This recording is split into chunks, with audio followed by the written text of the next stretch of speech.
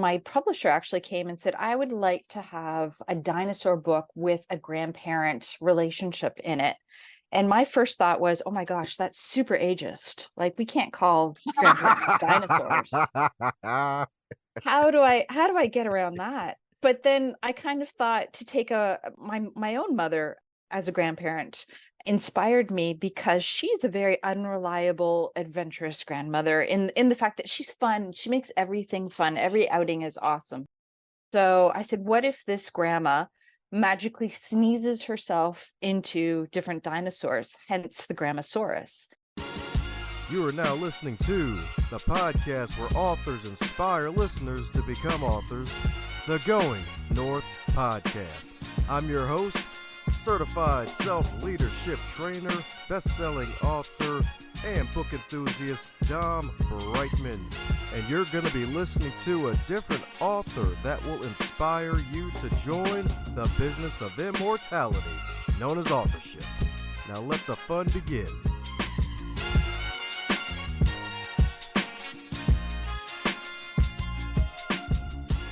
Today's episode is sponsored by book number 2 from DomBrightmon, Stay the Course, The Elite Performer's 7 Secret Keys to Sustainable Success.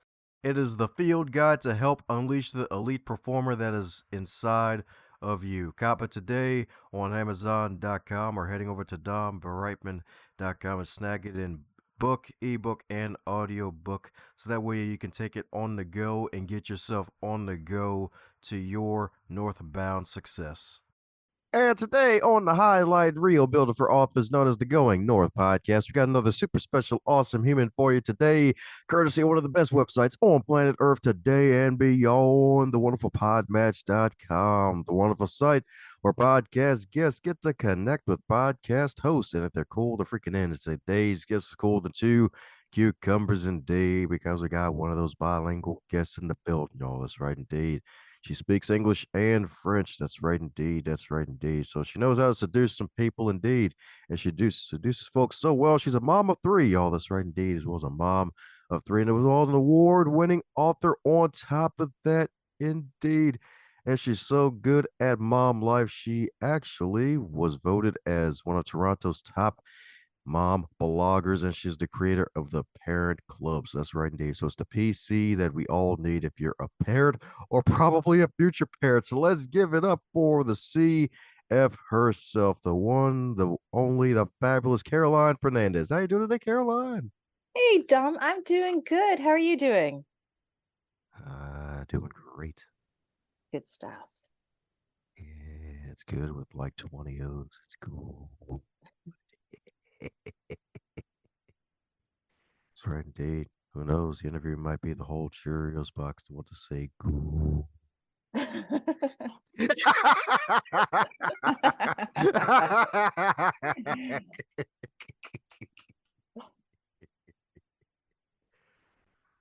It ain't about Cheerios. It's about Carol. Let's make sure I get my C's right. So my goodness, as with all introductions, they're not allowed to be 176,000 hours long, and I probably only covered, I don't know, maybe 1 hour of who is the magical Caroline. So mind filling in the cavities I may have missed about you?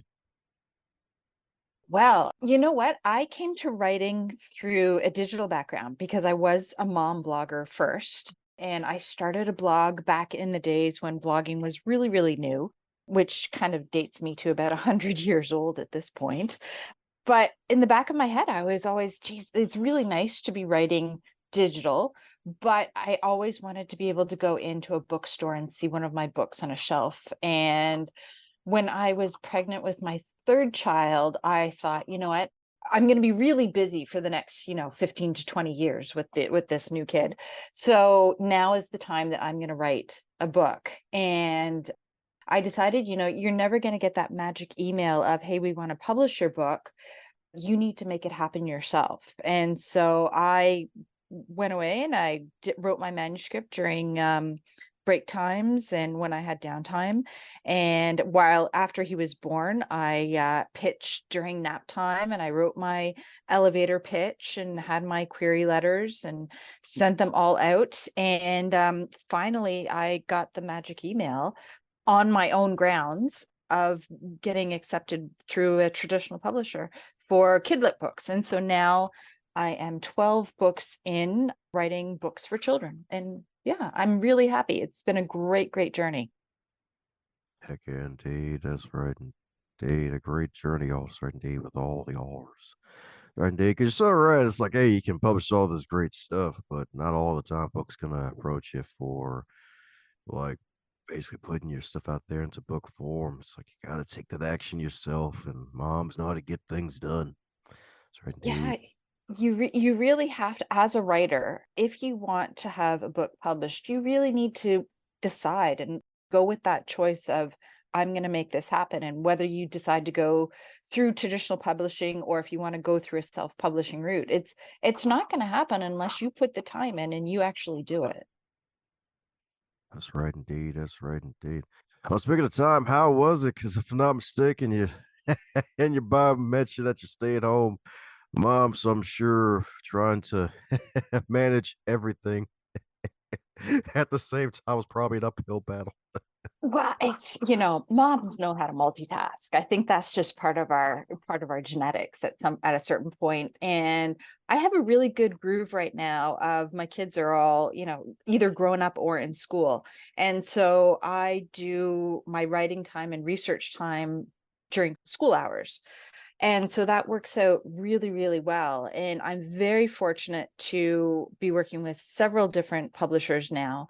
And I have picture books and chapter books and a middle grade coming out. And so I can coordinate my time based on what the book priority du jour is going to be for whatever I'm working on at the moment. There you go. That's right, indeed. For some reason, I was getting the vibe that your kids were like in elementary, middle school, not all the way grown up. I have grown up and I have middle school now. So yeah, I've got a really nice 10-year age gap between my oldest and my youngest. So I'm at different points of parenting. Yep. Goes back to that seducing thing. Someone called you way early. Hmm, hmm. You're like, yeah, this was not escaping. I'll do it again. Yeah, well, there's always room for one more. It's all good. That's right, indeed. More like a room for a lot of creativity because you didn't just do one book, you did multiple kid-lit books, indeed. A whole series, especially the Grandma Source series, which is freaking hilarious as a title. So, what inspired Grandma Source? So that publisher is Commandeer Press, and I'm fortunate to have several series with them. I'd already written a book called Stop Reading This Book. It's a picture book with them. And we had discussed doing other work together. And my publisher actually came and said, I would like to have a dinosaur book with a grandparent relationship in it. And my first thought was, oh my gosh, that's super ageist. Like we can't call grandparents dinosaurs. How do I get around that? But then I kind of thought to take my own mother as a grandparent inspired me because she's a very unreliable, adventurous grandmother in the fact that she's fun. She makes everything fun. Every outing is awesome. So I said, what if this grandma magically sneezes herself into different dinosaurs, hence the Grammosaurus. And in going through these books, kids learn about dinosaur facts. They learn about, it's not up to grandma to keep an eye on you. You need to keep an eye on grandma when you go out. So they have some like responsibility in being a human out in the world. And it's a really fun picture book series. And so there are 3 Grammosaurus books out right now. And each time they go to a different place. First one was to a museum. Second one was to an aquarium rescue center. And the third one was to a supermarket. And so they're learning, like at the supermarket one, they're learning about the differences between omnivores, herbivores, and carnivores at the supermarket, and also relates into a kid's everyday eating. Are you, a vegetarian, meat eater, or do you like to have a little bit of both? So it works. I really like the Grammosaurus series for that because it's entertaining, but also gives a little bit of education as, the picture book that you read every night with your mom or your dad or your grandparent or caregiver. Yes, indeed. Fun title, indeed. That's right, indeed. And it's kind of hilarious, too. 'Cause it's like, man. If she sneezes, game over. The museum might be no more. Always sneezes back just in time for, getting back into her grandma form. And the illustrator for that is a fellow Canadian, Shannon O'Toole, and she does really, really pretty illustrations of grandma turning into different dinosaurs and becoming Grandmasaurus. It's a lot of fun. But I think in all of my books, I tend to try to balance a little bit of education and a little bit of entertainment, because after the Grammosaurus books, I pitched a chapter book series because I really wanted to kind of grow up in genre of age and kind of challenge myself in writing as well. And so I pitched to Commandeer Press a chapter book series featuring women in STEM, which is science, technology, engineering, and math, and women in history, because I felt like the history books are full of men making amazing discoveries, but there have been some women who have done some amazing things, specifically in STEM, that haven't quite had the pages of the history books dedicated to them. And so I started a new series with Commandeer Press called Asha and Baz. And this chapter book series, it's two kids who have a class project and in STEM, and they have trouble with it. So they use a magic stick, which they found in the school play yard, and they time travel back in time to a woman in history, a real life woman in history, who had something to do with that challenge in like the top level aspect of it. And they learn from that woman. So, for example, in the first book, Ash and Baz meet Mary Sherman Morgan. Ash and Baz need to launch a paper rocket. So they go back in time and they meet American rocket scientist Mary Sherman Morgan, who created a new rocket fuel, which actually launched the US into the space race. And so it was an amazing discovery that she made. And so the kids, time travel back to their class time and they figure out how to launch their rocket. And the entertainment factor in that book specifically is all of the class projects are doable in class or at home using simple supplies. So in the appendix, it's here's how you, or in the teacher guide, it's here's how you launch a paper rocket. And it's actually really simple: paper, tape, you blow through a straw and you can launch a rocket. But it has the entertainment factor of a great think along adventure story married with an educational purpose. So that, because when you're writing for Kidlit, you're really writing for two audiences. You're writing for the children who are going to enjoy the book, but you're also writing for the parent, the teacher, the librarian who's buying the book as well.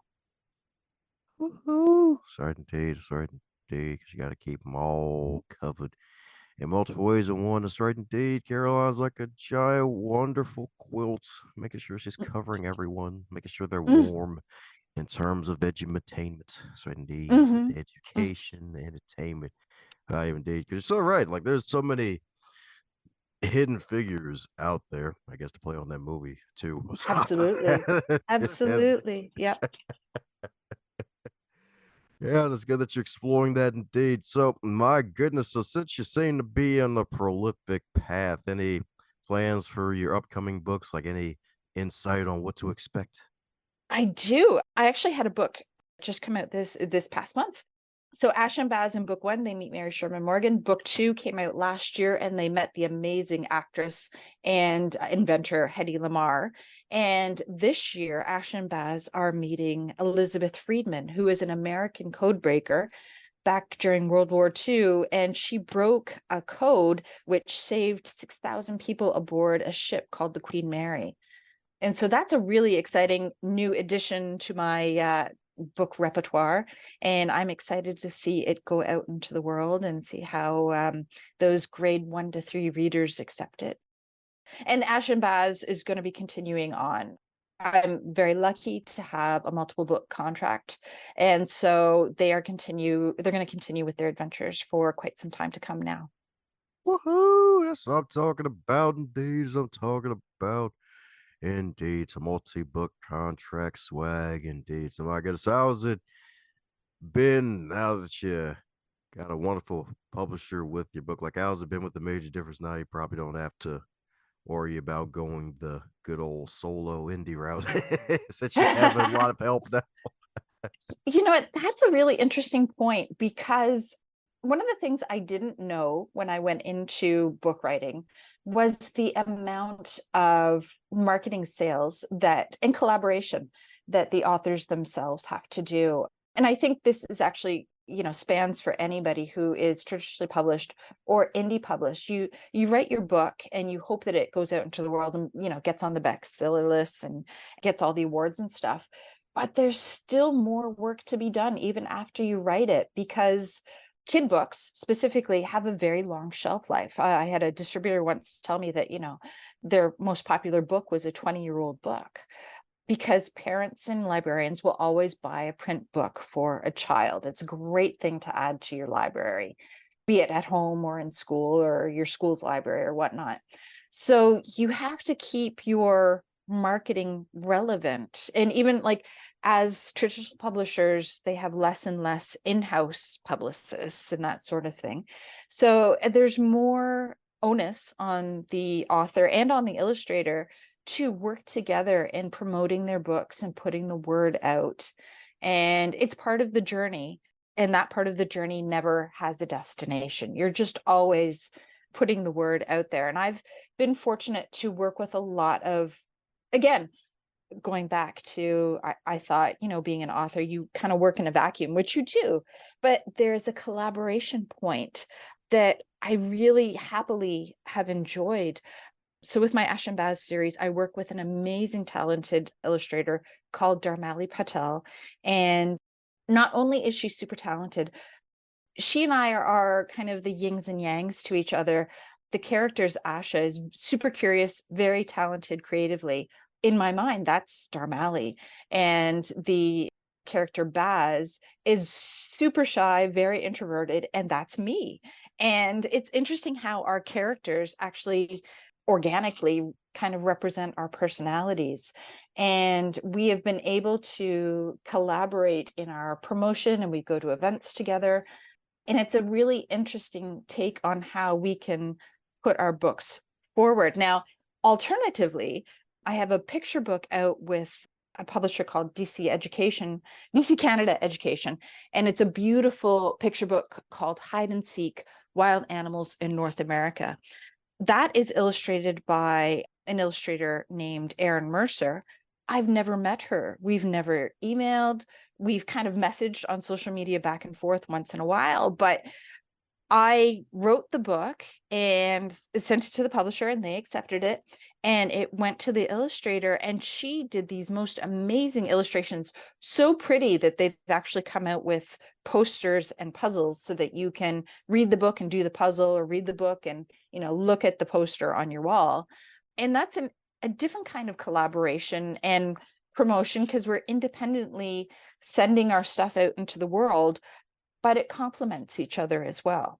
So it's interesting the different working relationships you have with the books that are out and the books that are coming out, and bringing up your backlist books and all that stuff, that everybody is kind of putting their own spin on the cogs in the wheel in order to keep the machine going, sort of thing.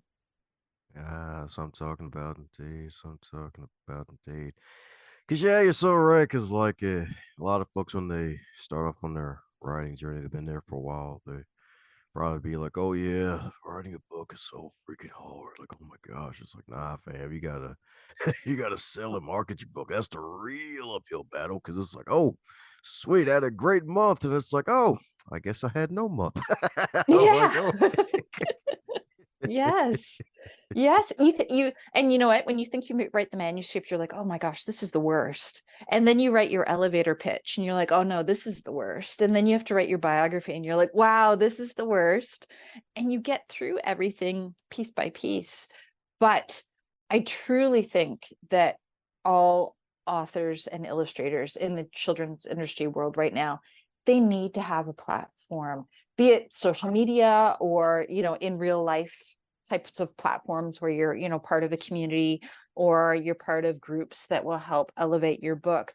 You really need to leverage your tribe in order to bring your book forth. And that's like one of my big things. I'm a big supporter of supporting other authors and illustrators, and even supporting other publishers, because on top level you're competitors, but really deep down you're all playing for the same team. And if one does well, we all do well. If you support each other and lift each other up, because you're lifting up the industry. And nowadays it's really hard to get shelf space on bookstores, and I think that if you want to do good in the world, if you lift somebody else up, you hope that in return they will do the same for you when it's your time, when it's your book coming out, when it's your next podcast being aired, and that sort of thing. I think it's really important to not only be your author self, but you want to be your community member self as well, and be a good children's lit citizen. Children's Lit Citizen, that's a new one. Good Hmm. old Hmm. CLC, goodness.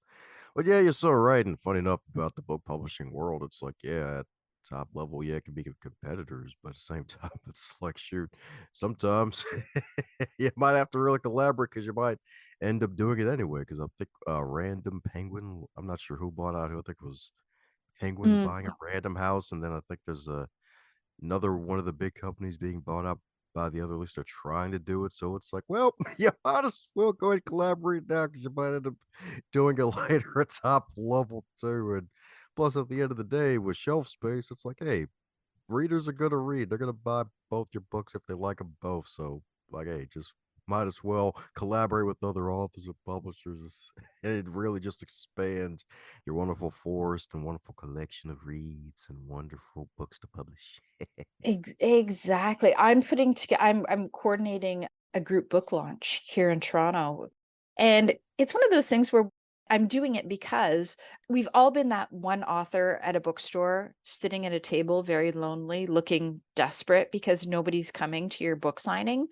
Whereas if we are a group, we have each other, and people will take it as this is a good industry event, and we get the other publishers on board and they help promote. So, Carolyn's little Ash and Baz book might be, it's a small fish in a big pond, but when I get together with a bunch of different authors, well, we're a lot of fish in the big pond, and we make a little bit more splashes and there are a little bit more ripples, and everybody benefits from things like that.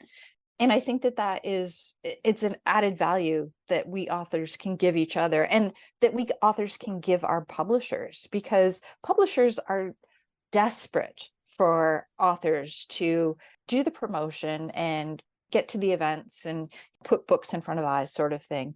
And it's really hard if you're trying to do it solo. If you are that lonely author at the bookstore, you feel really deflated. But when you band together, you're stronger.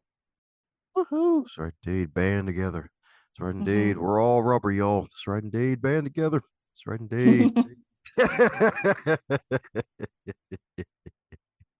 right, indeed. That's right, indeed. Because, yeah, name of the game is learn better from each other and stronger together. Heck, even sounds like you're Hmm. doing like the Twitter writing community thing, but in real life. Because, hey, it's so true about, hey, sometimes like, yeah, you think you put a book sign together, folks will show up. It's like, yeah, you may not get the turnout you hope for. Heck, even big authors to this day have had trouble on occasion where it's like, oh yeah, I think I'll be fine. Do this book tour and then nobody shows up, or maybe only two people show up. It's like, oh, well, I guess Yeah. humility is still required here. Yes, it's humbling. It is so humbling. And I don't know an author who has not had that experience. And maybe that's something to like let new authors know, and emerging authors, that you're gonna have those lonely table experiences. And it can be tough. I remember reading in the newspaper, an author posted on Twitter her book signing, and there was like just chairs, nothing. There was nobody there, and she was like, wow, this is humbling, look at that. And she had a lot of really well-known authors write back saying, I know what I know what you I know this experience, I've been there, you aren't alone, don't let it Don't let it stop you from writing and continuing to promote and everything. And the article actually said that author got way more promotion from having those bigger authors commiserate with her than had she just, had 5 people come to the book signing. So you have to, you need to have a sense of humor sometimes and remember, okay, well, every experience is an experience, and what can I take from it and learn from it, and how can I improve? And that also goes to your writing too. Like, what have I learned from the first Ashen book that I can make the second and third and fourth Ashen book better, sort of thing? And how can I look at my hide and seek picture book and figure out, wow, that it's a great picture book, how can I improve and make the next one even better, sort of thing. Heck yeah, indeed. Because you're so right about that. So right about that, indeed. And yeah, and things will happen in unexpected ways. Like, yep, this journey's going to be a straight line. It's going to be great. It's like, oh, nope, it's a bunch of squigglies. It's like, oh, 5 people showed up to a physical in person book signing, but 500 people bought a copy of a book because some wonderful big time authors decide to, you know what? Like, I'm going to be a real human today. Be like, yeah, I'm just a human who writes books. Going to support him, encourage him. And it's like, oh, yay, stronger together. We're binding Mm-hmm. together like pages. That is so true. So true. That's right, indeed, together forever. So, my goodness, my goodness. So, since you're basically doing a mini tour of guesting on shows to promote the good work of Kid Lit. That way, all the kids can have their matches, except not using them. So, I gotta say, questions that you wish folks would ask you more often when you're being interviewed. Um, I get, what questions I do not. You always get this question when you do a class interview. It's, how old are you? It's like, that's a question authors don't really need, because I think we kind of write in a timeless format. But it's funny when kids ask that. I guess, what would be your tip for other authors or for emerging voices? Because having been that emerging voice, that new author, I was open to so many tips. And I think that sharing knowledge can be really, really valuable, across life in general, but specifically for new authors and emerging authors. What tips do you have? I think is always a top-notch question. There you go. Folks probably want to avoid the mushroom tips. So, my goodness, any tips for emerging authors from your experience? I already know you shared one about ability. Oh, great. You know what? For a new author, I would say start building your platform, whether it be on social media or in real life, getting in with the community, getting in with writing groups. In the US, a great children's writing group is Squibby, SCBWI, and it stands for, Society of Children's Book Authors and Illustrators. And here in Canada, it's Canscape, CANSCAIP. And again, it's authors and illustrators and performers in a society. And these groups are amazing they do conferences and they do workshops, both online and in person. And it's a great way for people interested in the industry to network and learn about the tips and tricks of the industry, and learn about pitching and what publishers are looking for and how to work with an editor. Groups like that are really, really valuable. And the membership fees are yearly. It's not a lot. It won't break the bank. And certainly if you wanted to start writing as your side hustle, getting into a group like that, it's not a huge time commitment. And it's really, you can, what do they call push pull communication? It's communication that you can get on your terms, on your schedule, sort of thing. I also think it's really valuable to learn, well, when you think about social media, and to full disclosure, I come from a digital social media background, having been a blogger. I don't think writers and illustrators need to be on all the platforms. I think that is time sucking, and I think it's energy sucking, and I think it's creativity sucking. I think it's best to choose which platform or platforms work best for you and go with it. So illustrators probably work really great on Instagram because it's visual. being an author, I work best with words, so I gravitate towards the words platforms. Oh, and I'll plug, if you want to find me on social media, my username is @parentclub. So I'm happy to connect. But I really think that you need to pick and choose what platform. You don't need to be on all of them. You need to be good on a few of them. And by being good, you need to engage and don't just always push and plug your books. You need to lift up other people in the community. You need to connect with other people in the community. Sometimes you just need to listen and like, and other times you actively promote and say, hey people, I'm going to be on the Going North podcast with Dom. Here's the air date, here's the link, go have a listen. I think, it's good for Dom, it's good for Carolyn. And I think that you need to think of self-promotion in terms of promoting your books, but you also have to remember your brand. So when you are on social media or talking in person and you are in a moment where you are talking about your books, stay away from politics, stay away from gambling, stay away from, the booze you're drinking, because your professional persona is being an author or illustrator of said book. And you need to keep your brand profile clean, because the internet has a long history, and new and emerging authors need to remember that your public persona, even though I'm sitting here in my little office and I'm a super introvert and I'm the most private person there is, there's a public component to being an author.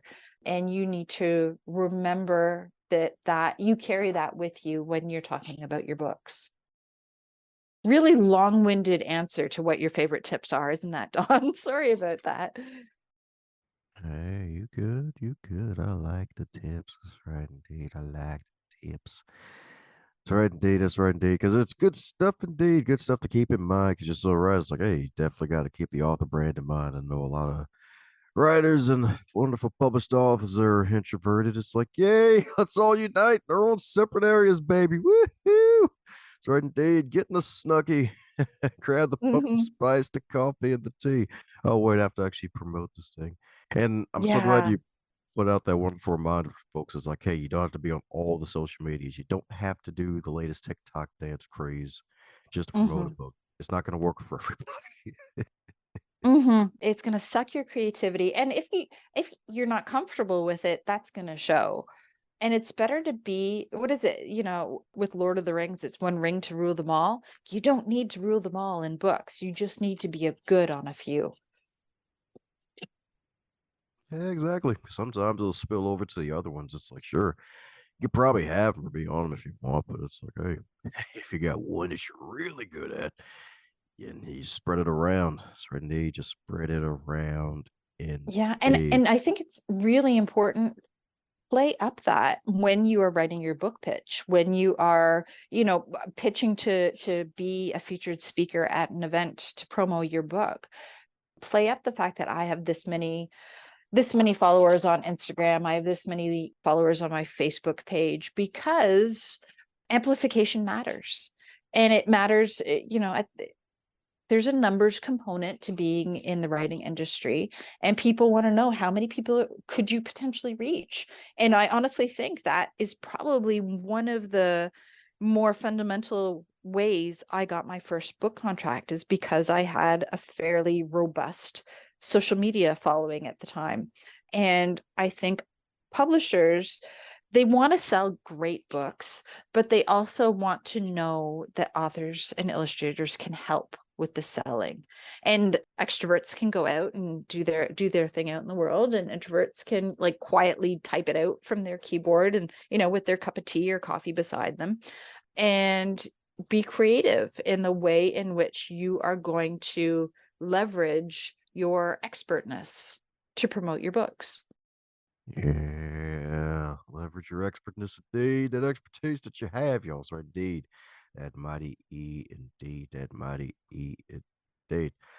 So my goodness, a fun question for you. So this fabulous book, that's right indeed, even though you got a bunch of fabulous ones, the hide and seek, the wild animal groups in North America. So my goodness, if that book were a food, what would it be and why?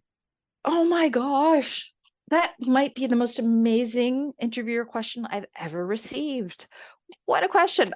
You know what? Honestly, Ratatouille, because it is just everything all in one book and it's delicious.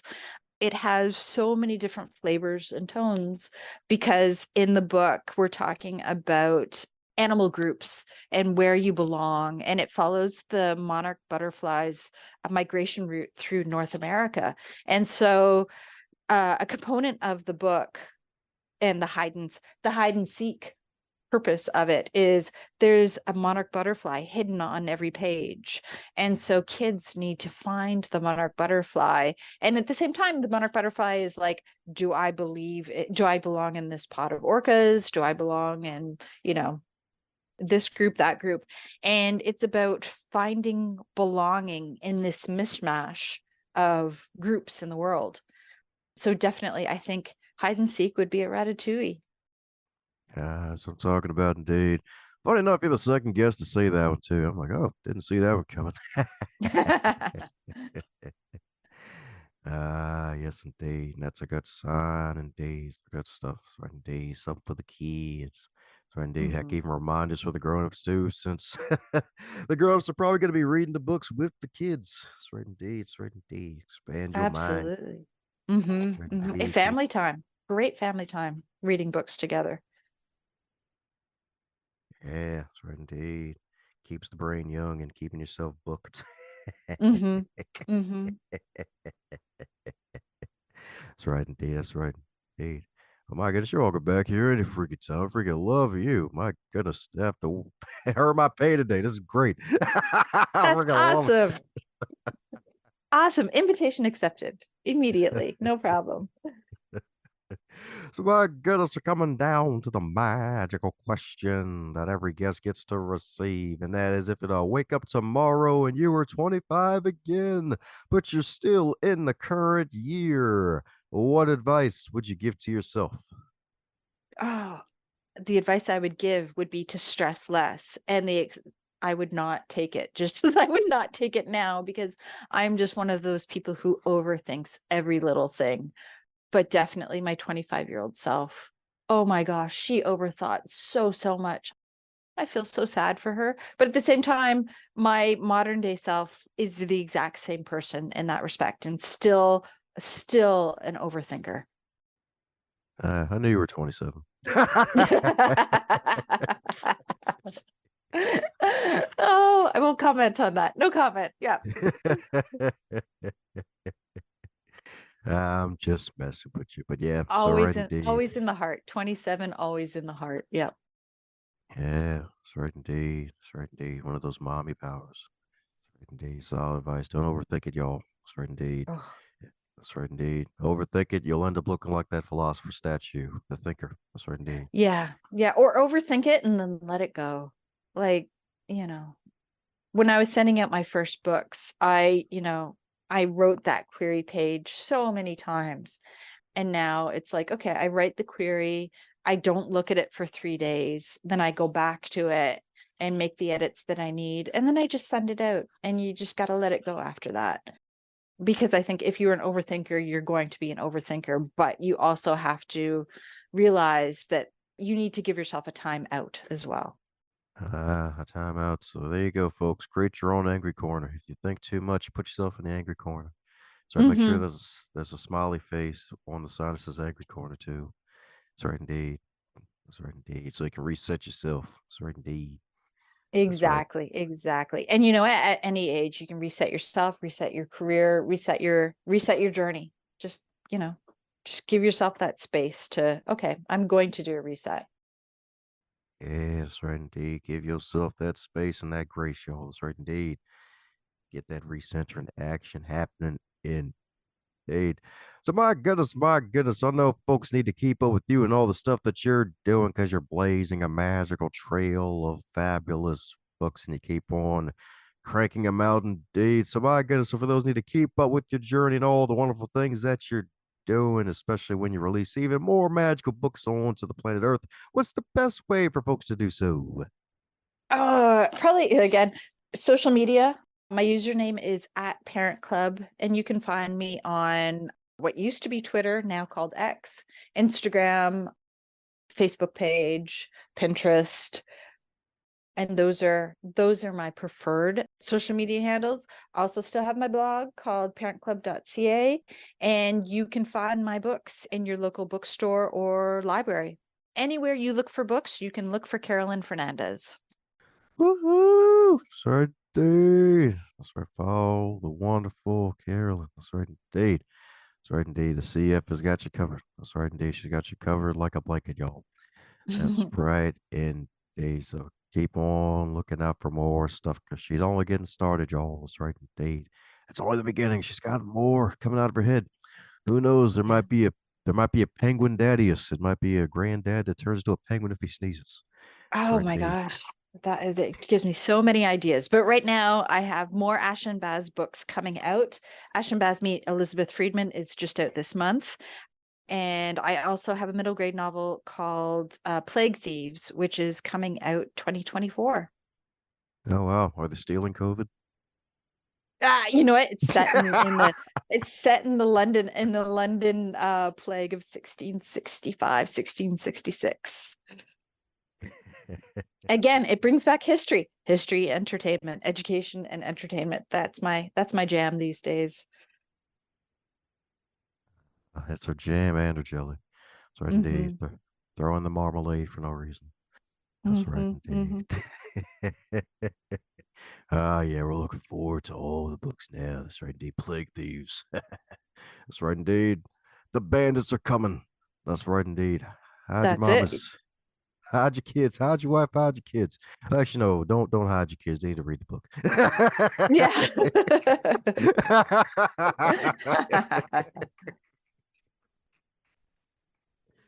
Oh man. Well, before any more puns come out of hiding out of my mouth, any parting words before we close up shop? No, I just thank you so much to your listeners for spending this time. And thank you, Dom. It's been really great talking with you today. If you're hearing this part of the episode, that means you're one cool individual. Thanks a bunch for tuning in, and if you enjoyed what you heard, be sure to share it with at least one other person in your network. Bonus points for 3. And be sure to check out the backlog too while you're at it, because there are hundreds of wonderful episodes to choose from as well.